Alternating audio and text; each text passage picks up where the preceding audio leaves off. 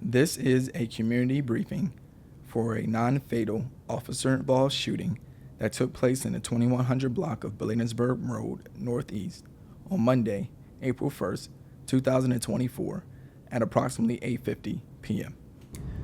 The Metropolitan Police Department's model use of force policy and training emphasized de-escalation, proportionality, and reasonableness. Since December 2016, all patrol officers have been required to wear body-worn cameras while on duty.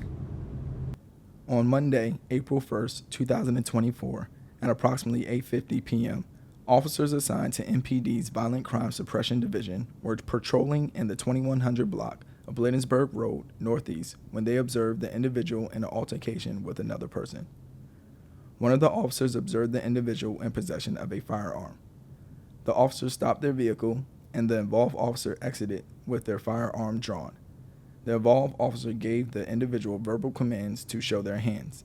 The individual ran from the officers, and the involved officer gave chase while continuing to give verbal commands. At one point, the individual bent over at the waist, appearing to retrieve an object from the ground. At that time, the involved officer discharged their firearm several times at the individual.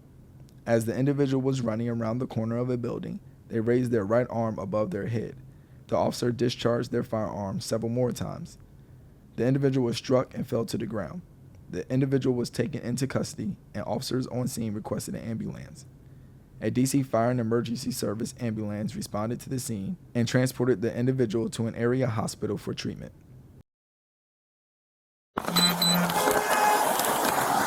Let me see your hands! Let me see your hands! Let me see your hands! Let me see your hands! Let me see your hands! Here's one! Let me see your hands! I'm gonna shoot you! Let me see your hands! You thought the 1-800! That's it!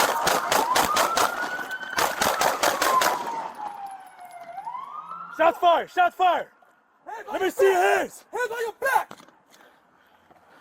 Call the board. You good? Call the board. A handgun loaded with one round in the chamber was recovered on scene. Additionally, a loaded magazine was also recovered separately from the firearm, near where the individual was observed bending down. This incident is pending review by the United States Attorney's Office for the District of Columbia. When the USAO completes their review, the case will be investigated by the MPD Internal Affairs Bureau's Force Investigation Team.